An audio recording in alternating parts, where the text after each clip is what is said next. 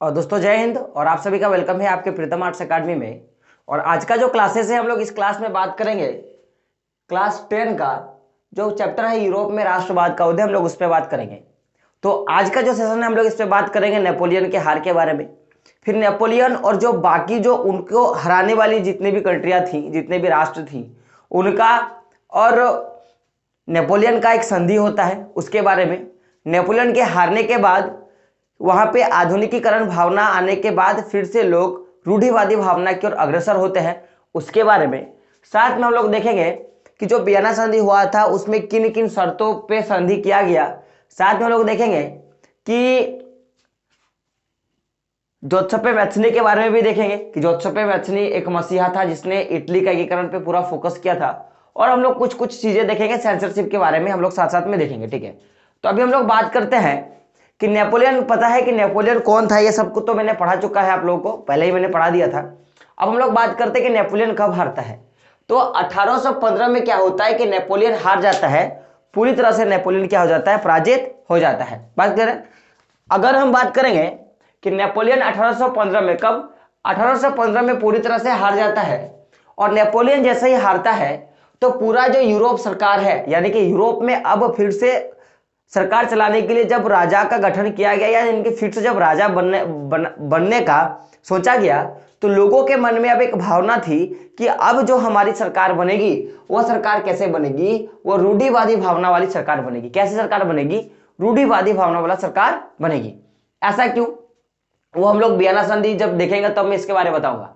लेकिन थोड़ा मोटा छोटा मोटा समझ लो कि नेपोलियन को जब हराया गया, ठीक है, नेपोलियन को जब हराया गया तो हराने के बाद जो संधि हुई, तो उस संधि के कगार पर जितने भी काम किया गया था, तो जिन लोगों ने संधि किया उनको यह लगता था कि आज नेपोलियन के जगह अगर फिर से एक नेपोलियन अगर आ जाएगा तो उससे प्रॉब्लम यह होगी कि हमें उस देश से कोई प्रॉफिट नहीं मिलेगा। तो अगर हम लोग पहले जैसा जो लूशलवा का अगर जो शासन चल रहा था वैसे ही सेम टाइप का एक इंसान बैठा देंगे जो हमारे हाँ पे हाँ करेगा, हमारे ना पे ना करेगा, तो इससे उन सारे देशों को फायदा हो जाता जिसने किसको हराया था, नेपोलियन को हराया था। यहां तक आप बात छोटा मोटा आप समझ के रख लो। तो हम लोग बात करते हैं कि जैसे नेपोलियन हारता है तो हारने के बाद वहां की जो सरकार है, यानी कि वहां की जनता जो है वो चाहती है कि रूढ़िवादी भावना का सरकार यहां बनना चाहिए। रूढ़िवादी, अब भाई रूढ़िवादी का मतलब क्या होता है, हम लोग इस पे बात करते हैं कि सर आखिर ये रूढ़िवादी क्या होता है। तो देखो, आपको पता होगा, मैंने पहले भी बताया है कि जहां पे भी ये वादी वाला शब्द आ जाता है, वादी का अर्थ होता है उसका सपोर्ट करने वाला, एक विचारधारा। तो यहाँ पे क्वेश्चन क्या बनेगा कि रूढ़िवादी क्या है। तो समझे मेरा बात, रूढ़िवादी हम लोग ऐसे व्यक्ति को बोलेंगे जिसको सक्सेस करनी है, जिसको वृद्धि करनी है, अपनी आय में वृद्धि करनी है, अपनी हर एक चीज में वृद्धि करना है, लेकिन वो इंसान चाहता है कि वृद्धि तो करेंगे लेकिन वृद्धि की जो गति होगी ज्यादा वो स्पीड नहीं होगी, वो धीरे धीरे धीरे धीरे क्या करेंगे हम लोग, अपना वृद्धि करेंगे। तो मैंने क्या लिखा है कि रूढ़िवादी एक ऐसी विचारधारा है जो तेजी से बदलावों के बजाय क्या, जो तेजी से बदलावों के बजाय क्या चाहता था कि धीरे धीरे, कैसे धीरे धीरे, और कैसा बदलाव हो, क्रमिक बदलाव हो या विकास हो। तो उन्हीं लोगों को हम लोग क्या बोलते थे, रूढ़िवादी बोलते थे। क्या बोलते थे, रूढ़िवादी बोलते थे। तो यहां पे बात एक चीज आता है कि रूढ़िवादी का तो विचारधारा था, तो रूढ़िवादी विचारधारा के लोगों में से भी तो कुछ लोग ऐसे होंगे जो विकास तो वो धीमी गति से करना चाहते थे, लेकिन उनमें से भी तो बहुत से लोग थे जो अपनी मुख्य धारा को छोड़कर किसी अन्य धारा को अपनाना चाहते थे। हो सकता है कि नहीं, जरूर हो सकता है। तो अब हम लोग बात करेंगे कि रूढ़िवादी जो धारा थी तो ये क्या था, ठीक है, इसमें किस टाइप के लोग आते थे। तो अगर मैं बात करूं तो इस, अगर रूढ़िवादी विचारधारा का देखोगे तो यहां पे जितने भी पारंपरिक भावना वाले लोग थे कुछ कुछ, और साथ साथ में कुछ आधुनिकीकरण की भावना को भी लेके अग्रसर थे। अब हम लोग बात करते कि पारंपरिक भावना क्या क्या होती है। तो आपको पता होगा कि बुर्बो राजवंश यानी कि लू सोलवा के वंश का खात्मा हुआ, तो जब लू सोलवा का शासन चल रहा था उस समय राजतंत्र था, ठीक है, साथ में चर्च को कुछ ना कुछ शक्ति दिया गया था, समाज में ऊंच नीच का भावना था, प्रथम स्टेट, द्वितीय स्टेट और तृतीय स्टेट में बंटवारा था। तो ये जो सारी चीजों को बनाए रखने की जो भावना थी, जो प्रवृत्ति थी, वो किसका था, पारंपरिक भावना का।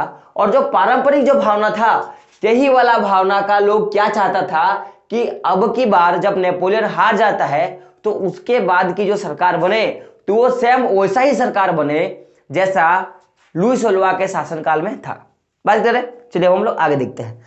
अब हम लोग बात करते हैं कि वो जो पूरा जो समाज बनने वाला था रूढ़िवादियों का, तो उस समाज में से कुछ लोग पारंपरिक भावना को लेकर चलने वाले थे और कुछ लोग क्या थे, वो आधुनिकीकरण भावना को लेकर चलने वाले थे। क्योंकि पता होगा कि नेपोलियन जैसे ही अपना सरकार बनाता है तो सबसे पहले वो नेपोलियन कोड का, किसका, नेपोलियन कोड का या नेपोलियन ग्रंथ का या नेपोलियन कानून घोषणा कर देता है कब, 1804 ईस्वी में, जिसके तहत उसने कुछ कुछ सामाजिक परिवर्तन किया था।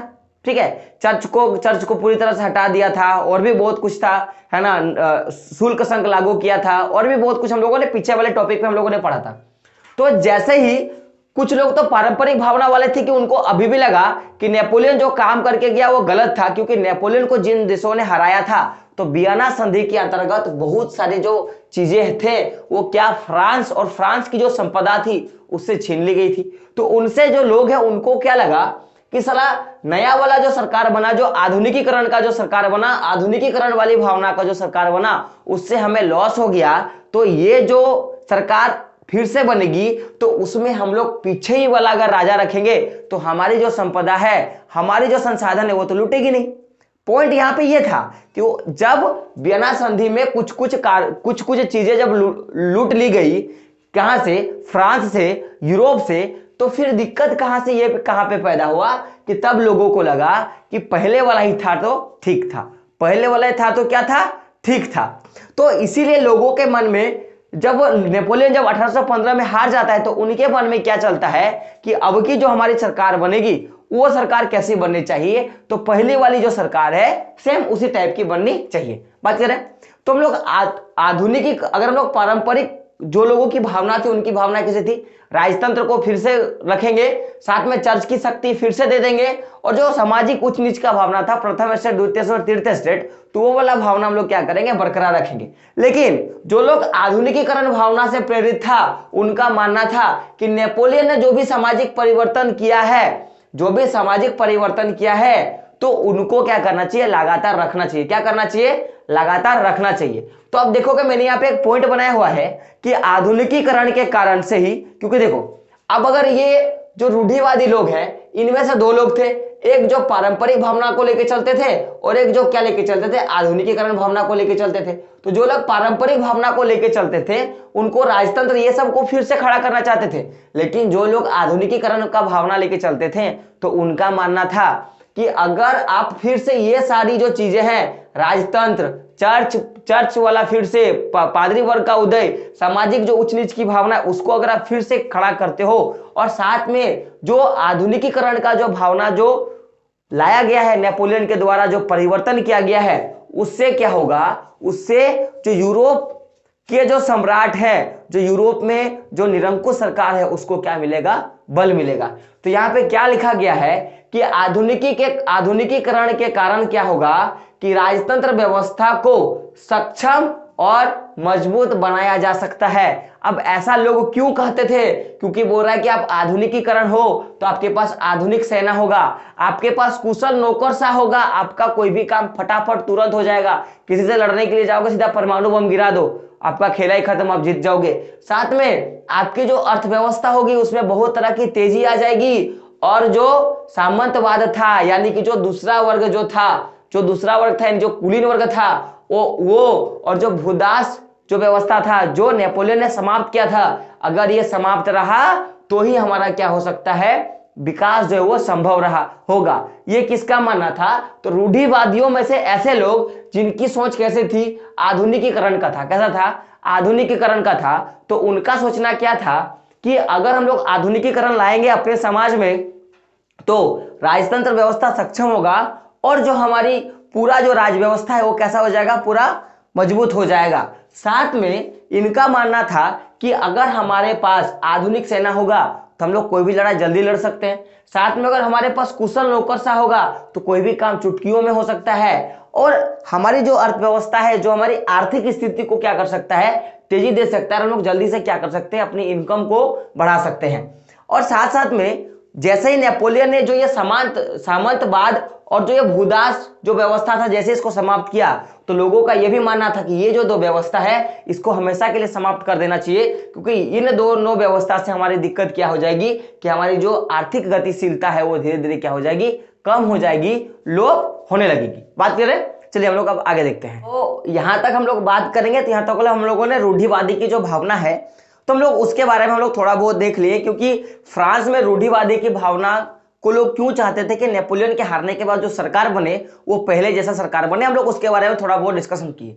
अब हम लोग बात करते हैं कि नेपोलियन कब हारता है, 1815 में। और ये बात आप एकदम रट्टा मार लो, जैसे रट्टू तोता के जैसा रट्टा मार लो कि नेपोलियन हारता कब है, तो 1815 ईस्वी में नेपोलियन हारता है। तो अब वो क्वेश्चन आपके पास बनेगा कि नेपोलियन को किन किन शक्तियों ने मिलकर हराया। क्या क्वेश्चन आएगा कि नेपोलियन को किन किन शक्तियों ने मिलकर हराया, तो आप देख सकते हो शक्ति क्या क्या है, ब्रिटेन, रूस, प्रसा और ऑस्ट्रिया। कौन कौन, ब्रिटेन, रूस, प्रसा और ऑस्ट्रिया।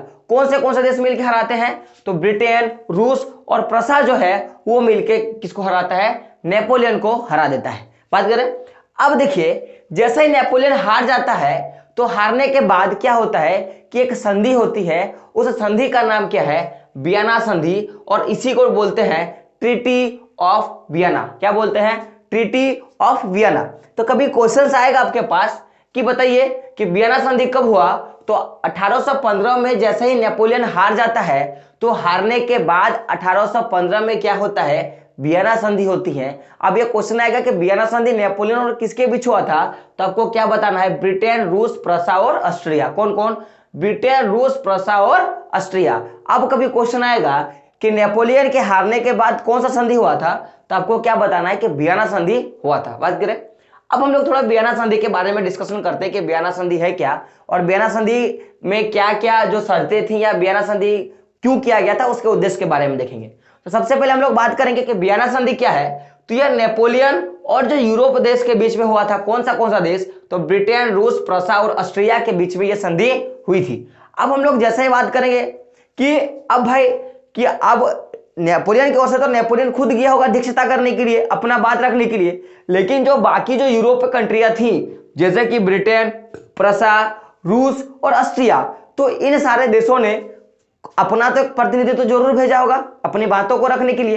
तो वो प्रतिनिधित्व कौन था, तो आप देख सकते हो मैंने क्या लिखा है कि चांसलर ड्यूक मेटरनिक। कौन था, चांसलर ड्यूक मेटरनिक जो था वो यूरोप की ओर से अध्यक्षता करने के लिए गया था। और याद रहे कि ये कहां के थे, तो ये ऑस्ट्रिया के थे। और ये क्वेश्चन पूछा गया क्वेश्चन है कि चांसलर ड्यूक मेटरनिक जो है वो किस देश के हैं, तो आपको क्या बताना है कि वो ऑस्ट्रिया देश के हैं।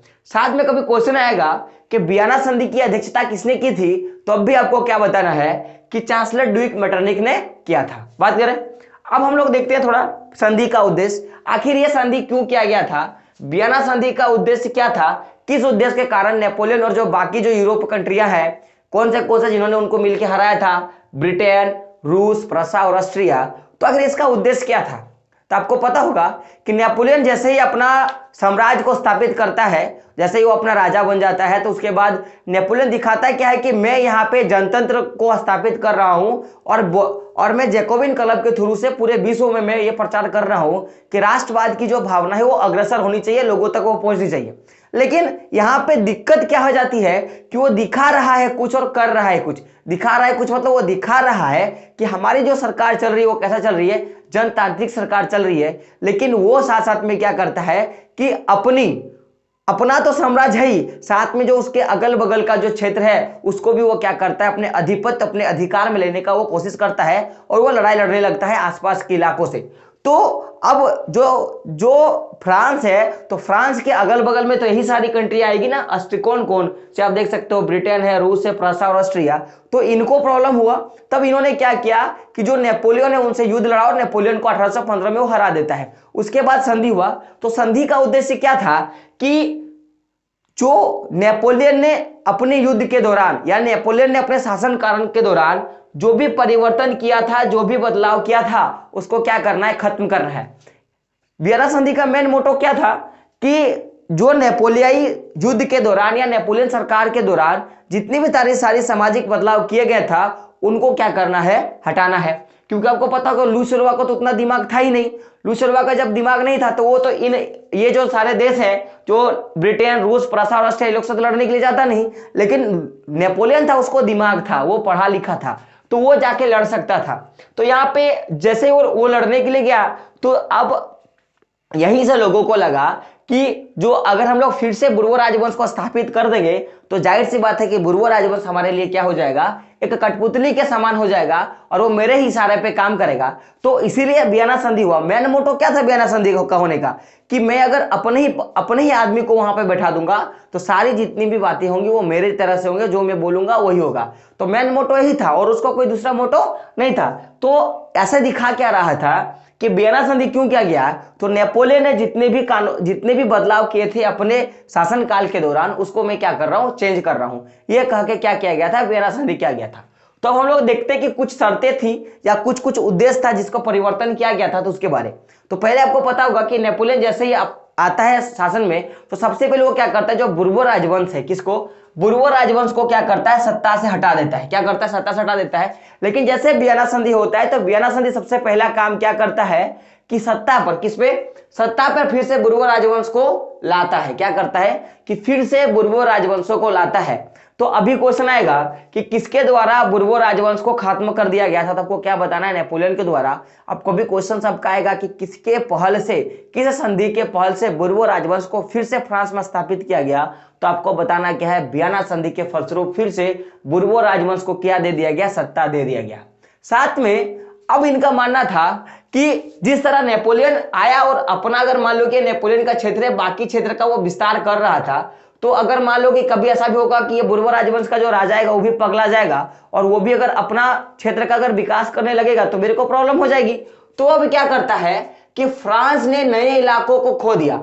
साथ में क्या करता है कि जो नेपोलियन ने अगल बगल का जो देश जीत के रखा था, उसको क्या करता है कि वो खो देता है। यानी कि नेपोलियन के अधीन जो किया गया था उसको क्या करता है कि ये जो सारी यूरोप जो देश की कंट्रियां हैं जो मिलकर नेपोलियन को हराया था, उसको वो लोग क्या करते हैं, अपने अधिकार पे वो ले लेते हैं। और साथ में क्या करता है कि फिर से जो नेपोलियन अपना क्षेत्र को ना बढ़ाए, या जो बुर्बो राजवंश का राजा बनेगा वो अपना क्षेत्र को ना बढ़ाए, उसके लिए क्या करता है कि फ्रांस के सीमाओं पर क्या करता है, फ्रांस के सीमाओं पर कई छोटे छोटे राज्य क्या करते हैं, कायम कर देते हैं। जिससे क्या होगा, जो फ्रांस क्या करेगा, अपना राज्य का क्या ना कर सके, विस्तार ना कर सके भविष्य में। तो इसीलिए पहले उन्होंने क्या किया कि सबसे पहले बुर्बो राजवंश को बहाल किया।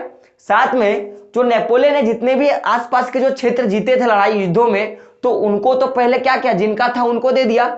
और साथ में क्या करता है कि फ्रांस के अगल बगल में, अगर यह फ्रांस है तो इसके अगल बगल में क्या करता है, नए नए और राज्य बना देता है। किसे, तो फ्रांस से ही लेके वो राज्य बना देता है। और बनाने के बाद क्या करता है, उसका बनाने का रीजन क्या था कि ताकि जो नेपोलियन की तरह अगर कोई और सरफिरा अगर आदमी आ जाएगा तो वो आके भविष्य में अपना जो पूरा फ्रांस है उसका क्या करना सके, विस्तार ना कर सके। तो इसलिए ये 3 काम करता है। पहला काम क्या करता है, बुर्बो राजवंश को सत्ता पर बैठाया, नेपोलियन का अधीन जितना क्षेत्र था उसको ले लिया, और साथ में जो फ्रांस था उसके इर्द गिर्द क्या किया, नए नए राज्यों का निर्माण किया, ताकि भविष्य में कभी भी जो फ्रांस का जो सम्राट बनेगा वो अपना क्षेत्र को विस्तारित ना कर सके। बात क्लियर है। चलिए हम लोग आगे देखते हैं।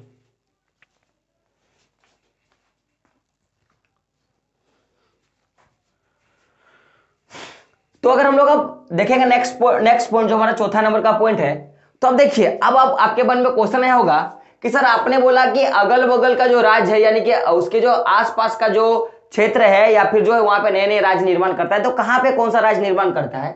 तो अगर मैं बात करूं फ्रांस के उत्तर के साइड में, फ्रांस का उत्तर के साइड में अगर बात करूं, तो फ्रांस के उत्तर के साइड में क्या करता है कि नीदरलैंड का राज्य स्थापित कर देता है। क्या करता है, नीदरलैंड का राज्य स्थापित कर देता है, उधर उधर नीदरलैंड बना देता है। और साथ में क्या करता है कि इसमें बेल्जियम को भी क्या करता है, शामिल कर देता है। यानी कि अगर मैं बात करूं एक मोटा मोटी, अगर मैं बात करूं कि अगर मैं मान लेते यहीं पे बात करते हैं थोड़ा सा, कि अगर ये जो सेंटर पॉइंट है ये मेरा क्या है, फ्रांस है, तो फ्रांस के उत्तर में क्या करता है यहाँ पे नीदरलैंड को, और साथ में जो बेल्जियम है, किसको, बेल्जियम को यहाँ पे क्या करता है, स्थापित कर देता है। यानी कि अब कभी भी जो फ्रांस है वो उत्तर के साइड कभी भी अपने आप को ज्यादा वृद्धि नहीं कर पाएगा, कभी नहीं बोलेगा कि वो क्षेत्र मेरा है। अब साथ में क्या करता है कि दक्षिण की तरफ, ये उत्तर हो गया, ये दक्षिण की तरफ, तो दक्षिण की तरफ में क्या करता है, पिडमोंट में जनेवा को जोड़ देता है। तो पिडमोंट यहाँ पे था और जनेवा यहाँ पे था, तो दोनों को जोड़ के एगो यहाँ पे राज्य बना देता है। तो अब कभी भी जो फ्रांस होगा वो दक्षिण की ओर अपना वृद्धि नहीं कर पाएगा, तो कभी वृद्धि करेगा तो यहाँ पे पिडमोंट जो देश था वो क्या करेगा, वो फ्रांस की लड़ाई लड़ लेगा। समझ गए आप। साथ में क्या हो गया, अब पश्चिम में क्या करता है कि प्रसा की सीमा पर महत्वपूर्ण इलाका दे देता है। अब यहीं पे क्या होता था कि पश्चिम यहाँ पे प्रसा था, तो इसी को और थोड़ा सा आगे में कुछ कुछ क्षेत्र दे देता है। किसको दे देता है, प्रसा को दे देता है। अब साथ में अब क्या करता है कि जबकि देखोगे अगर ऑस्ट्रेलिया का बात करें तो उसको उत्तरी इटली का नियंत्रण सौंप देता है। तो अब ये ऑस्ट्रेलिया, अगर मान लो कि ऑस्ट्रेलिया किधर था, इधर होगा, तो यही क्या करता है, उत्तरी जो इटली है इसको नियंत्रण क्या करता है, दे देता है। ठीक है, उत्तरी इटली का नियंत्रण दे देता है। अब आप यहाँ पे थोड़ा समझिएगा होता क्या है कि सबसे पहले तो जो फ्रांस है वो क्या करता है कि फ्रांस अपना सीमा को आगे नहीं बढ़ा पाए, तो इसके लिए वो क्या करता है, सबसे बड़ी चीज क्या करता है कि आसपास का जो क्षेत्र है, ठीक है, उस क्षेत्र पे क्या करता है कि नया नया इलाकों को बहाल कर देता है, नया नया इलाके बना देता है। ठीक है, अब अगर हम लोग बात करें कि नया नया इलाके कहाँ कहाँ है भाई, क्या क्या उसकी घटनाएं थी कि नए नए इलाके बनाया गया, तो आपको मैंने क्या बताया कि सबसे पहले फ्रांस का जो उत्तर वाला जो भाग है, फ्रांस का जो उत्तर वाला भाग है, तो उत्तर वाले भाग में क्या करता है, नीदरलैंड को स्थापित कर देता है। और नीदरलैंड के साथ किसको जोड़ देता है, तो बेल्जियम को जोड़ देता है। अब उसके बाद क्या करता है कि दक्षिण में पिडमोंट में किसको जोड़ देता है, जनेवा को जोड़ देता है। और पश्चिम में प्रसा की सीमा पे कुछ महत्वपूर्ण इलाके जो होते हैं वो दिए जाते हैं। और जो ऑस्ट्रिया था, तो ऑस्ट्रेलिया को क्या दे देता है, जो इटली था, इटली का थोड़ा बहुत नियंत्रण क्या करता है, दे देता है। बात करें, यहां तक आपको समझ में आ गया होगा। चलिए थोड़ा हम लोग और आगे, अगर हम लोग 8वां नंबर पॉइंट का बात करें तो क्या था कि आपको पता होगा कि नेपोलियन ने क्या किया था कि एक शुल्क संघ का निर्माण किया था। ठीक है, जिसमें उसने छोटे छोटे 39 राज्यों को लिया था और उस 39 राज्यों का अपना मापदंड और अपना पैसा देके उसको बैठा दिया था और वो क्या लेता था, कर लेता था। तो सबसे पहले जब इतना सारा जब कांड हुआ और इसी कांड के होने के बाद क्या करता है कि नेपोलियन के द्वारा जो जर्मन में जो 39 राज्यों का जो महासंघ बना था, कहाँ पे, जर्मन में, तो उसको क्या करता है, बरकरार रखता है। ये तो काम एक अच्छा किया, बरकरार क्या करता है, उसको रखा गया, उसको कभी खत्म नहीं किया गया। और साथ में क्या करता है, जो पूर्व की ओर, इधर पूर्व की ओर ये जो हिस्सा था, इस पूर्व की ओर क्या करता है, पोलैंड का एक हिस्सा दिया गया। किसको, रूस जो लड़ाई लड़ा, रूस तो आपको पता होगा इधर सोवियत संघ था, तो इसको क्या किया गया कि फ्रांस का ही एक हिस्सा था पोलैंड, उसको क्या करता है, दे दिया गया। जबकि प्रसा को किसके साथ मिला दिया गया, तो सैक्सनी का एक हिस्सा किसको दे देता है, प्रसा को दे देता है। यहां तक बात करें तो एक बार फिर से रिपीट कर देते हैं। सबसे पहले क्या करता है, बूर्बो राजवंश को बहाल कर देता है। और जो नेपोलियन ने जितने भी क्षेत्र को जीता था उसको क्या करता है, वो उसी को दे देता है, जो आसपास के जो क्षेत्र है उनको दे देता है। और साथ में जो नेपोलियन जैसा कोई आदमी या कोई भी ऐसा आदमी ना बाद में ना आके क्या करे कि फिर से जो फ्रांस का जो विस्तार है, सीमा का विस्तार, उसको ना कर सके, इसके लिए क्या करता है, उसके अगल बगल में कुछ नए नए राज्यों का निर्माण करता है। तो अब किधर कौन सा राज्य निर्माण करता है, तो फ्रांस के उत्तर में नीदरलैंड स्थापित करता है और उसी के साथ किसको जोड़ देता है, बेल्जियम को जोड़ दिया जाता है। और उसके बाद क्या करता है कि पश्चिम में प्रसा की सीमा को क्या करता है, एक महत्वपूर्ण इलाका दिया जाता है। दक्षिण में पिडमोंट में क्या जोड़ देता है, जनेवा को जोड़ दिया जाता है। ठीक है, और साथ में जो ऑस्ट्रिया है उसको जो उत्तरी इटली था उसका नियंत्रण दे दिया जाता है। और नेपोलियन ने जो शुल्क संघ का निर्माण किया था 39 राज्यों का, उसको क्या करता है, फिर से बहाल करता है, उसमें किसी तरह का कोई छेड़खानी नहीं करता है। और पूर्व की ओर रूस को क्या दे देता है, पोलैंड का एक हिस्सा दे देता है। और प्रसा को क्या दे देता है, सैक्सनी का एक हिस्सा दे देता है। तो इतना सारा करके क्या होता है, जो रूस का जो पूरा जो क्षेत्र था वो कहीं ना कहीं क्या हो जाता है, थोड़ा सा कम हो जाता है। अब हम लोग देखते हैं, ठीक है, कि आखिर ऐसा क्यों था, आखिर बदलाव का कारण क्या था। हम लोग क्या देखेंगे यहां से कि बदलाव का कारण क्या था। तो आपको पता होगा कि जो राजतंत्रों की बहाली थी, है ना, जो राजतंत्र का जो बहाली होने वाला था यूरोप के सरकार में, तो नेपोलियन ने क्या किया था कि उसको बर्खास्त कर दिया था। ठीक है, साथ ही जो यूरोप में जो रूढ़िवादी व्यवस्था था उसको क्या करना था, कायम करना था। तो इसीलिए क्या किया गया कि ये जो सारा जो परिवर्तन किया गया, तो परिवर्तन का मेन मोटो क्या था कि राजतंत्र की बहाली करना था, और क्या करना था कि नेपोलियन ने जिसे बर्खास्त कर दिया था, जितनी भी सारी जो कानून व्यवस्थाएं थी जो नेपोलियन ने खत्म किया था, उसको क्या करना है कि फिर से उसको ठीक करना है, और साथ में यूरोप में क्या करना है, नई नई रूढ़िवादी व्यवस्था का स्थापना करना है। अब देखिए, जैसे ही यूरोप में नई रूढ़िवादी सरकार की स्थापना होती है 1815 में, किसके अंतर्गत, तो ट्रीटी ऑफ वियना यानी कि वियना संधि के अंतर्गत क्या होता है कि जैसे ही रूढ़िवाद की स्थापना होती है किनके द्वारा, तो आप जानते हो वो देश कौन सा है, ब्रिटेन, रूस और प्रसा और ऑस्ट्रेलिया। तो ये लोग जब मिलकर रूढ़िवादी राज्य का फिर से स्थापना करते हैं, कहां पे, यूरोप में। तो उससे अब क्या दिक्कत होता है, फ्रांस में। तो अब देखो, हम लोग यहां से बात करते हैं कि रूढ़िवादी की सरकार बन जाती है ट्रीटी ऑफ वियना के अंतर्गत। तो अब यहां से एक सबसे बड़ा दिक्कत क्या होता है कि 1815 में स्थापित रूढ़िवादी शासन व्यवस्था कैसा था, एक निरंकुश शासन व्यवस्था था, क्योंकि फिर से यहाँ पे किसको बहाल किया गया, बुर्बो राजवंश को ही फिर से यहाँ पे बहाल किया गया। और बुर्बो राजवंश का आप पिछला अध्याय खोल के देखो, पीछे देखो, वो कैसे थे, हमेशा वो निरंकुश शासन का ही थे। तो जैसे ही 1815 में फिर से बुर्बो राजवंश को सत्ता पे स्थापित किया गया, तो फिर से कैसी सरकार बन गई, निरंकुश सरकार फिर से बन जाती है। अब यहाँ पे एक सबसे बड़ा अच्छा चीज क्या होता है कि बोला गया ना, ज्यादा दिमाग और दिक्कत हो जाता है। तो अब ये जो निरंकुश सरकार था, जैसे ब्रिटेन, प्रसा और ऑस्ट्रेलिया और रूस मिलकर जैसे ही अब निरंकुश सरकार को स्थापित करता है, तो अब फ्रांस के लोगों को तो पहले लगा कि नहीं चलो ठीक था, कुछ लोगों को गलत लगा। तो अब यहां पे जैसे ही ऐसे सारे बदलाव आते हैं, तो अब ये निरंकुश सरकार आया तो फिर से मनमानी करना स्टार्ट किया। तो जो लोग इस सरकार को अच्छा बोलते थे, निरंकुश सरकार को अच्छा बोलते थे, उनके लिए तो ये सरकार वाह भाई, उनके लिए तो लड्डू था, उनके लिए जलेबी कचौड़ी सब देता था। लेकिन जो लोग इसके आलोचक थे, जो लोग इसकी आलोचना करते थे, उनके लिए क्या था, ये जो पूरी जो रूढ़िवादी सरकार था वो उनके लिए सिरदर्द था। यानी कि रूढ़िवादी सरकार के लिए वैसे लोग, जो लोग रूढ़िवादी सरकार को नहीं मानते थे, वो लोग क्या करते थे कि उनकी आलोचना करते थे, उनके बारे में जो गलत था वो बताते थे। तो उनके लिए क्या था, यानी कि जो रूढ़िवादी व्यवस्था के लिए ये जो आलोचनाएं थी, जो आलोचक थे, उनके लिए क्या था, सरदर्द था। तो अब यहां पे एक प्रॉब्लम क्या आता है कि अगर कोई आदमी क्या करता था कि बुर्बो राजवंश का आलोचना करता था, तो अब यहां पे उनके लिए क्या प्रॉब्लम आता था कि उनकी जो ये असहमति थी, बिना उनके सहमति का जो भी कुछ काम होता था, तो उनको ये लोग क्या करते थे, किसी तरह का कोई बर्दाश्त करने वाली काम नहीं करते थे, वो किसी तरह का बर्दाश्त नहीं करते थे। अब क्या करते थे, या उनके जो गतिविधि थी, जो ये जो रूढ़िवादी शासन व्यवस्था का जो गतिविधि थी, जो भी वो काम करते थे, अगर उसमें कोई आदमी दबाव डालना चाहता था, उसमें भी उनको बहुत प्रॉब्लम था। या जो निरंकुश सरकार की जो वैधता पे जो सवाल उठाता था कि क्या ये जो निरंकुश सरकार है वो वाकई में सही है, तो उनके लिए क्या क्या कर दिया कि इनको बहुत दिक्कत हो गया।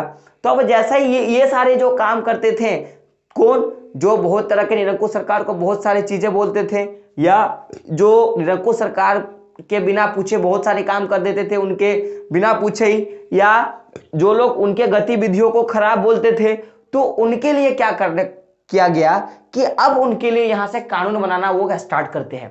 फिर से वही समान कि निरंकुश शासन की व्यवस्था के बारे में आप कुछ नहीं बोल सकते हो।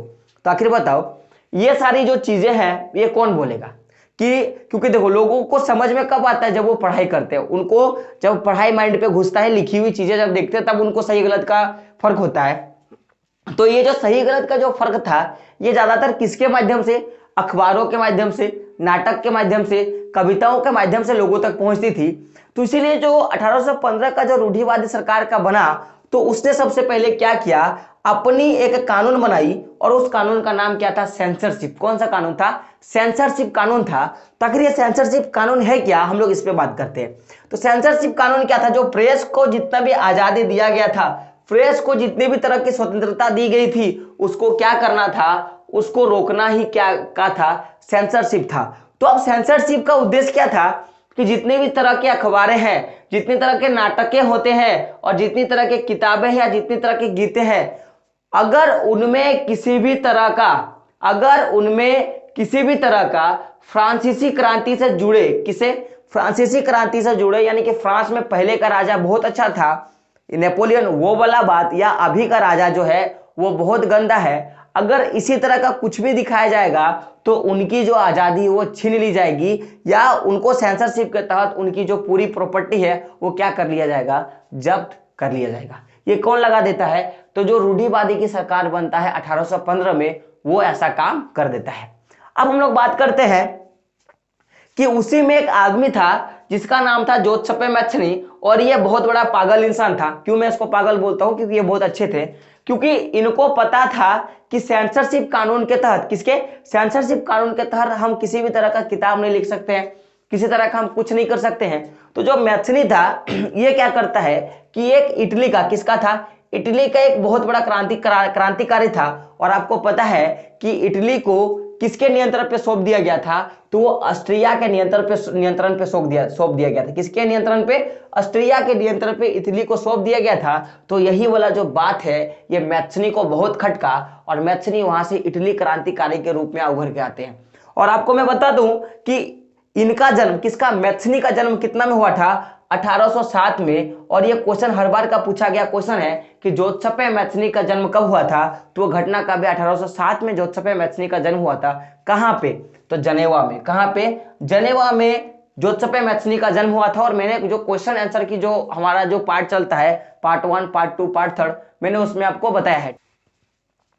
तो अगर मैं मैथ्यनी का बात करूं तो मैथ्यनी एक संगठन में पार्ट लिया था, और उस संगठन का क्या नाम था? कार्बोनरी। क्या था? एक संगठन था जिसका नाम था कार्बोनरी, और वो कार्बोनरी एक गुप्त संगठन था। उसका क्या था? मैथ्यनी उसका सदस्य था। और मैथ्यनी ने क्या क्या था, ये जो रूढ़िवादी जो शासन व्यवस्था है उसके खिलाफ एक आंदोलन किया था, क्रांति किया था। कहां पे? लगुरिया में। कहां पे? लगुरिया में क्रांति किया था। और इसी के कारण क्या किया गया था कि मैथ्यनी को उसके ही देश इटली से क्या कर दिया गया था? बहिष्कृत कर दिया गया था। और उस समय जो इटली की जो उम्र, मैथ्यनी का जो उम्र था वो कितना था? 24 साल का था। कितना का था? मैथ्यनी उस समय 24 साल का ही था। तो आपको अगर आप देखोगे इसमें कि जो मैथ्यनी है उनका जन्म कहां पे हुआ था? जनेवा में। कितना? 1807 में। और ये जो मैथ्यनी है वो एक कार्बोनरी गुप्त संगठन था, उसका क्या था? वो सदस्य था। और इसने क्रांति किया था किसके विरोध में? रूढ़िवादियों के विरोध में। कहां पे? लगुरिया में। तो इसी के कारण क्या किया गया था? इटली से इसको बाहर कर दिया गया था। आप समझिएगा थोड़ा कि उस समय इसका उम्र कितना था? 24 साल था। तो जैसे ही उसको इटली से बहिष्कृत कर दिया गया, उसके बाद इसने क्या किया? 2 भूमिगत संगठनों का निर्माण किया। भूमिगत संगठन छुपते छिपाते 2 संगठनों का क्या करता है? स्थापना करता है। तो ये 2 संगठन है क्या? एक तो है यंग इटली और दूसरा क्या है? Young Europe. अगर मैं बात करूं यंग इटली कहाँ का था तो ये मार्साई का था। और अगर मैं बात करूं यंग यूरोप का तो यंग यूरोप कहाँ का था? वो बर्न का था। कहाँ का था? बर्न का। और ये जो यंग यूरोप है उसका गठन कब हुआ था? 1833 ईस्वी में मैथ्यनी के द्वारा किया गया था। तो मैंने यहाँ पे क्या बताया कि जैसे ही लगुरिया क्रांति से किसको? मैथ्यनी को बाहर कर देता है, तो उसके बाद मैथ्यनी क्या करता है? 2 भूमिगत संगठनों का निर्माण करता है। और वो 2 भूमिगत संगठन क्या है? एक करता है यंग इटली, कहां पे? मार्साई पे। और दूसरा करता है यंग यूरोप, कहां पे? बर्न पे। तो इसका आपको डेट किताब में दिया हुआ 1833, इसका डेट आपका नहीं दिया हुआ है। तो अगर मैं बात करूं यंग इटली का या यंग यूरोप का सदस्य जो कहां के लोग थे जो यहाँ के सदस्य थे, तो देखो ये पोलैंड के थे, फ्रांस के थे, इटली के थे और जर्मन के। कहां के? पोलैंड, फ्रांस, इटली और जर्मन। और आप देखोगे कि यही जो सारे देश है, पोलैंड, फ्रांस, इटली और जर्मन, तो इन्हीं को क्या किया गया था? फ्रांस से यही लोग, कौन से लोग आप देख सकते हो, ब्रिटेन, रूस, प्रसा और ऑस्ट्रिया, यही लोग मिलकर क्या किए थे कि इनको बांटने का काम किया था। किसको? फ्रांस से इनको बांटने का काम किया था। तो अब यही लोग क्या करने लगे कि ये अपने संगठन के थ्रू से क्या करने लगे? क्रांति करने लगे। क्या करने लगे? क्रांति करने लगे। तो जैसे ये क्रांति करने स्टार्ट कर दिए गए, तो अब मैथ्यनी क्यों ऐसा करता था? आखिर मैथ्यनी तो कुछ तो सोचा होगा।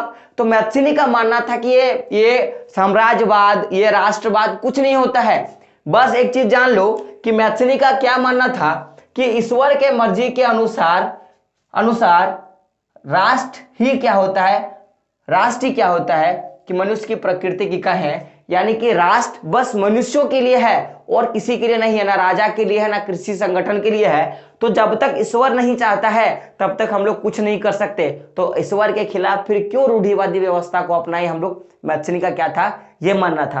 तो जब यही सब चीजें किया, साथ में मैथ्सनी क्या चाहता था कि अगर अगर फिर से अगर हमको वही वाला अगर जर्मन चाहिए जिसमें हम लोग बहुत अच्छे से रहते थे नेपोलियन के शासन काल के दौरान, या हम लोग सम्राट के शासन काल के दौरान अच्छे से अगर हम लोग को रहना है, अपनी स्वतंत्रता को दिखाना है, तो हमको क्या करना पड़ेगा, एक नया इटली का निर्माण करना पड़ेगा। तो वो जब नया इटली का निर्माण किया, मैथ्सनी ने एक इटली की एकीकरण का मॉडल तैयार किया था, जिसमें उसने क्या किया था, जर्मन को, फ्रांस को, स्विट्जरलैंड को और पोलैंड को क्या किया था, मिलाने के बारे में सोचा था। तो जब इन देशों में क्या करने लगा, मैथ्सनी क्रांति को स्टार्ट करता है, तो उसी समय जो ऑस्ट्रेलिया का आदमी था, कौन था, मेटरनिक ड्यूक, कौन था, मैथ्सनी कौन था, मेटरनिक, हम लोग क्या बोले, ड्यूक मेटरनिक, वो क्या बोल देते हैं किसको, मेटरनिक को, या सॉरी जत्सोपे मैथ्सनी को, कि यह क्या है, हमारी सामाजिक व्यवस्था का सबसे खतरनाक दुश्मन है। क्या बोल देता है, ये हमारी सामाजिक व्यवस्था का सबसे खतरनाक दुश्मन है। रीजन क्या आपको पता चला कि गलती किन की थी, गलती थी इनकी, किन की, तो ब्रिटेन का, रूस का, प्रसा का और ऑस्ट्रेलिया का। यही लोग क्या करते हैं, नेपोलियन से टकराते हैं। नेपोलियन का भी थोड़ा गलती था कि नेपोलियन ने क्या किया था कि अपने साम्राज्य को ज्यादा विस्तार करने के चक्कर में पड़ा हुआ था, और उसका रीजन भी था कि लुसोलवा जब बहाल हुआ ना, तो उस समय उसकी पूरी अर्थव्यवस्था चौपट हो गई थी अमेरिका का सपोर्ट करने के चक्कर में। तो जब इतना सारा कुछ हुआ, और ब्रिटेन से तो उसको पहले से दुश्मनी था, क्योंकि ब्रिटेन से ही ना अमेरिका का जो टोटल 14 या कुछ उपनिवेश था उसको अलग किया था। तो ब्रिटेन, रूस, प्रसा और ऑस्ट्रेलिया मिलकर तो इसको नेपोलियन को हराता है, और यही सब क्या करता है कि जो जो जो यूरोप है या फ्रांस का जो भाग है उसका कुछ कुछ भाग को क्या करता है, खंड कर देता है। मेरे हिसाब से इनको ये नहीं करना चाहिए था, और इन्हीं के कारण क्या होता है कि ये सब सारी चीजें होती हैं। फिर जाके बदलाव, तब लोगों को समझ में आ गया कि बदलाव क्यों हुआ। मेटरनिक के बारे में भी आपको समझ में आ गया होगा। तो आई होप आपको ये क्लास समझ में आ गया होगा। अगर नहीं आया होगा तो आप कॉमेंट सेक्शन में बताना, मैं फिर से आपको क्लास दे दूंगा, ठीक है। तो आज का क्लास हम लोग यहीं तक रखते हैं। अगर आई होप शाम तक अगर हो पाएगा तो फिर मैं आपको 10 क्लास का जो जो बाकी जो सारी चीजें इसके आगे जो हम लोग बनाएंगे, ऑप्शन टिक यानी ऑब्जेक्टिव वाली जो क्वेश्चन हम लोग उसको हम लोग स्टडी करेंगे, ठीक है, उसको हम लोग बनाएंगे। तो ठीक है, अब क्या बताना है, जो कुछ बताना था मैंने तो बोर्ड पे बता ही दिया। साथ में एक चीज रह गया कि जो लोग चैनल पे नए हैं, पहले तो आप चैनल को सब्सक्राइब करें, ठीक है, जो घंटे का बटन आता है उसको भी टच करें, और साथ में ये जरूर बताएं कि वीडियो कैसा लगा, और वीडियो को अपने दोस्तों तक शेयर जरूर करें। तो दोस्तों मिलते हैं अगले वीडियो में, तब तक के लिए जय हिंद, जय भारत और आपका दिन शुभ हो।